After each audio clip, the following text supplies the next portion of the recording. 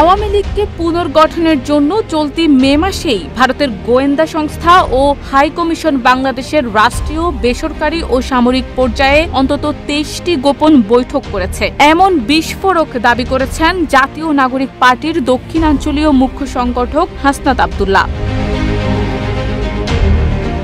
বৃহস্পতিবার দুপুরে নিজের ফেসবুকে দেয়া এক পোস্টে তিনি এমন দাবি করেন, যেখানে তিনি লেখেন, এই বৈঠকগুলোর প্রধান উদ্দেশ্য আওয়ামী লীগকে পুনর্গঠনের পথ তৈরি করা। বিচার প্রক্রিয়ার নামে সময় ক্ষেপণ করে শেষে বলা হবে একসময় জনসমর্থিত দলকে নিষিদ্ধ করা আমাদের কাজ নয়। হাসনাত আরও উল্লেখ করেন, যার এজেন্ডায় আওয়ামী লীগের বিচার নাই, নিষিদ্ধ করা নাই, তার সঙ্গে আমাদেরও সম্পর্ক নাই।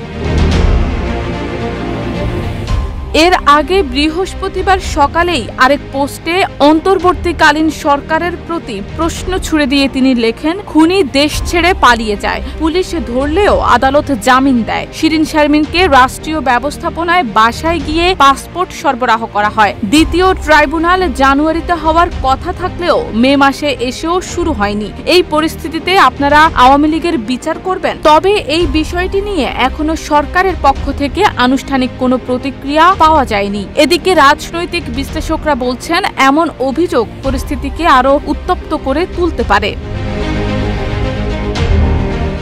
শারমিন নিশু, ঢাকা পোস্ট।